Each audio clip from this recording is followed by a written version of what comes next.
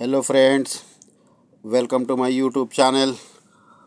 दोस्तों, आज हम बात करेंगे एडनॉक जॉब सेफ्टी एनालिसिस के हवाले से। जो पेपर 2 है उसका एग्ज़ाम कैसे होता है। सबसे पहले तो आपको जो असेसमेंट पढ़ाया जाएगा, उसके पढ़ाने के बाद आपका जो इंडिविजुअल है, आपको खुद से ट्रेनिंग के बाद रिप्लाई देना है, असेसमेंट को क्लियर करना है। उसमें कुछ क्वेश्चन आएंगे, जो क्वेश्चन आएंगे मैं आपको बताऊंगा। उस क्वेश्चन के हिसाब से आप वो क्या है, ऑब्जेक्टिव क्वेश्चन है, so there is not any problem. You have to select 1 2 3 ऐसे आएगा, वो सेलेक्ट करना है और इंशाल्लाह आप क्लियर हो जाएंगे। कभी भी याद रखना है कि अपना नाम, कंपनी का नाम, डेजिग्नेशन, डेट, ये सब आपको ब्लॉक लेटर्स में लिखना है।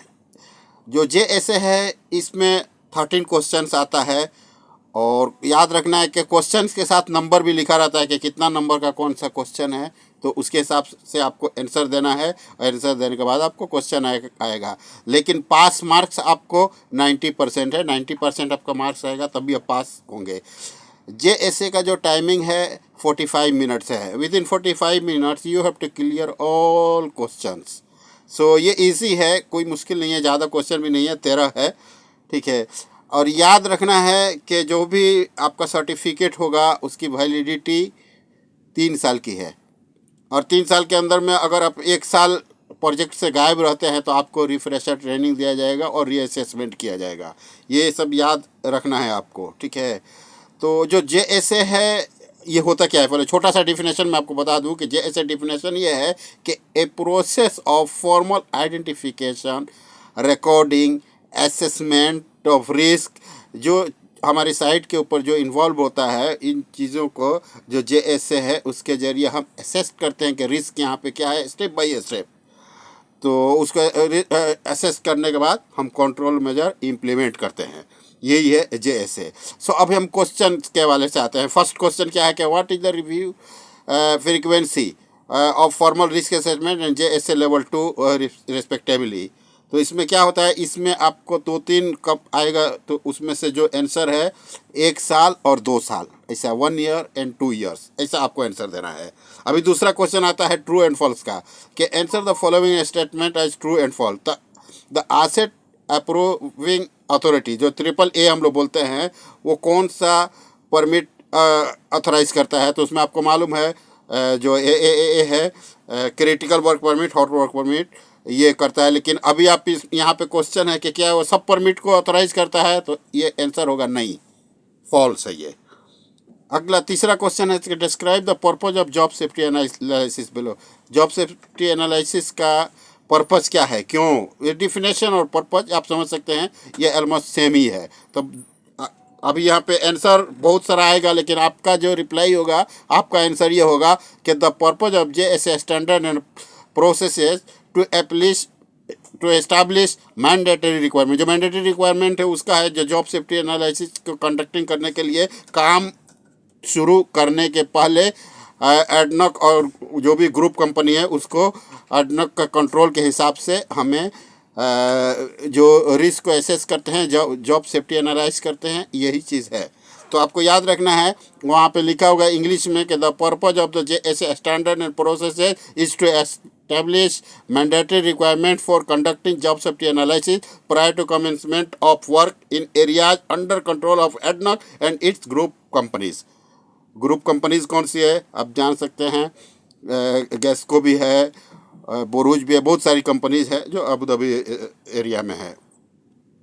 चौथा क्वेश्चन ये है कि what tool will allow for deciding the level of job safety level required for a specific task. जो कौन सा टूल है जो जॉब सेफ्टी एनालिसिस का जो लेवल में हम लोग यूज़ करते हैं, तो उसको बोलते हैं WCC।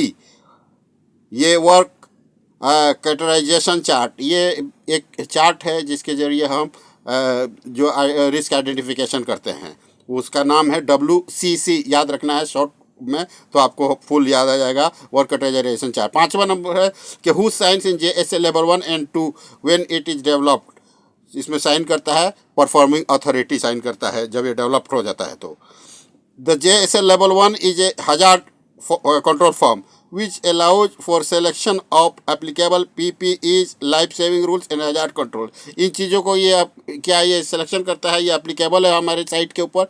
यस, बिल्कुल एप्लीकेबल है हमारी साइट के ऊपर। PPEs, लाइफ सेविंग रूल और जो भी हजार्ड्स है, कंट्रोल्स है, ये हम JSA लेवल 1 के ज़रिए इसको इम्प्लीमेंट करते हैं साइट पे। ये ट्रू है, फॉल्स नहीं है। Okay, when is a formal risk assessment required? Formal risk assessment कब रिक्वायर होता है? तो ये जब डिटरमाइंड होता है IWA टीम की तरफ से। When determined by IWA team then we required formal risk assessment. यानी वो लोग डिसाइड करेंगे कौन सी जगह पे आपको फॉर्मल रिस्क असेसमेंट यानी FRA चाहिए, उनके डिसाइड के हिसाब से आपको फॉलो करना है। ओके, जब भी एरिया अथॉरिटी ने एक कंट्रोल को सिलेक्ट किया है, सो वो कब कंट्रोल को सेलेक्ट करेगा? When prescriptive control is selected by the area authority. So यहाँ आंसर क्या होता है कि the controls have to verified as in place effective before area authority authorise the PTW। यानी PTW के अंदर जब ऑथराइज करेगा उसके पहले वो जो कंट्रोल है उसको वो ऑथराइज करेगा। अभी 9 नंबर क्वेश्चन है, job safety analysis level 2 hazard management form and formal risk assessment both allows for identification of responsible person to implement controls. Yes, सही है। हमें जो भी हम चाहे JSA लेवल 1, लेवल 2 या फॉर्मल रिस्क असेसमेंट, उसके ज़रिए हम जो रिस्क असेसमेंट जो होता है उसके असेसमेंट करने के बाद जो हजार्ड्स होता है उसको कंट्रोल करके हम साइट के ऊपर जो उसका कंट्रोल मेजर है इम्प्लीमेंट करते हैं। ये सच है, तो इसलिए आपको यहाँ पे ट्रू लिखना है। 10 नंबर क्वेश्चन क्या है कि the asset owner representative has to approve any JSA before it can uploaded to the JSA library for use as a template. Yes, क्योंकि एसेट ऑनर रिप्रेजेंटेटिव जो है वो JSA का जो भी है उसको अप्रूव करता है, और अप्रूव करने के बाद जो हम टेम्पलेट में रखते हैं तो वही अप्रूव करता है, और ये सच है, ट्रू। इसका आंसर होगा ट्रू। ये क्वेश्चन आप मैं ये क्वेश्चन अपना डिस्क्रिप्शन सेक्शन में भी रख दूंगा, वहाँ से आप पढ़ लेंगे तो आपको ज़्यादा समझ में आ जाएगा, और इसको याद रखेंगे तो आप पास हो जाएंगे। पास होने में कोई प्रॉब्लम नहीं आएगा। So prior to issuance of the work permit shall confirm that all controls as per requirement of the permit and JSA are in place and effective। इसको ये क्वेश्चन क्या है कि जब भी वर्क परमिट इशू करने के पहले कौन सा आदमी है जो कंफर्म करता है कि इसके अंदर JSA के अंदर जो भी कंट्रोल मेजर्स है हजार से अपनी जगह पे है कि नहीं और इफ़ेक्टिव है कि नहीं। तो ये जो परमिट इशूअर है, जो PI अभी बोला जाता है, वही देखता है साइट के ऊपर, उसके पास प्रिंट होता है और वो चेक करता है कि अभी हर चीज़ जो सर्टिफिकेट जो भी कंट्रोल्स ये सब अपनी जगह पे है, तब वो परमिट के अंदर साइन करता है। उसके बाद से हम जॉब को स्टार्ट करते हैं। याद रखना है कि लास्ट स्टेज है परमिट इशूअर का, उसके बाद ही जो जॉब परफॉर्मर है अपना काम शुरू कर सकता है। सो अगला 12 नंबर क्वेश्चन ये है कि in addition to PTW detail the PA shall identify the following on the hazard management form, HMF जो होता है।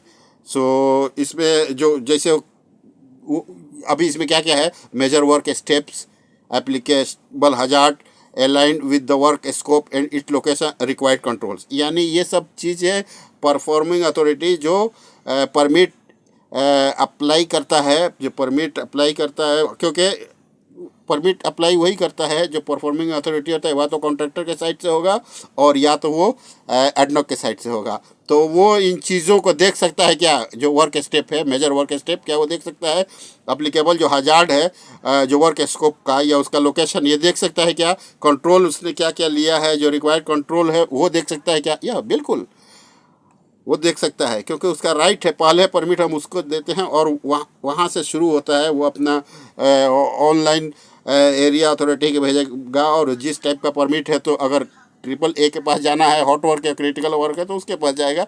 तो अकॉर्डिंग सिचुएशन ये ट्रांसफ़र होता है, तो वो इन चीज़ों को देख सकता है। 13 एंड लास्ट के मैच सच एज विच रिस्क असेसमेंट रिक्वायर्ड। अभी हॉट वर्क के लिए कौन सा रिस्क असेसमेंट चाहिए, जनरल वर्क परमिट के लिए कौन सा रिस्क असेसमेंट चाहिए, और क्रिटिकल वर्क परमिट के लिए कौन सा रिस्क असेसमेंट चाहिए, आप देख सकते हैं। तो हॉट वर्क परमिट के लिए JSA लेवल 2 चाहिए, याद रखना है। जनरल वर्क परमिट के लिए JSA लेवल 1 चाहिए, क्रिटिकल वर्क परमिट के लिए JSA लेवल 2 चाहिए। सो आपको ये समझना है कि आइडेंटिफाई कंट्रोल जो JSA के हिसाब से कंट्रोल होता है, सो उसका कंट्रोल कैसे होता है? All work activity shell require a JSA। कोई भी काम करेंगे आपको JSA के बिना काम नहीं करना है। For critical and hot work पर भी जैसे आपको बताया मैंने कि JSA लेवल 2 चाहिए, जो हजार्ड मैनेजमेंट फॉर्म है मिनिमम, और फॉर्मल रिस्क असेसमेंट भी चाहिए, ताकि जो अप्रोप्रिएट कंट्रोल हो उसको इम्प्लीमेंट किया जा सके। ठीक है। अब SHCF, उसको क्या, इसका फुल फॉर्म क्या है? जो ऊपर लिखा होता है standard hazard and control form shall be use as input to identify specific hazard and control. जो स्पेसिफिक हजार्ड है उसको आइडेंटिफाई करता है, उसका कंट्रोल देखते हैं जॉब स्टेप के हिसाब से, वही चीज़ है। ये एक फॉर्म है। सो आप याद रखना है कि जनरल वर्क परमिट में JSA लेवल 1 जो होता है वो हम यूज़ करते हैं, और वो जो उसके साथ जो फॉर्म होता है उसको बोलते हैं SHCF, यानी स्टैंडर्ड हजार्ड कंट्रोल फॉर्म। अभी आप देख सकते हैं कि how many type of JSA and their validity.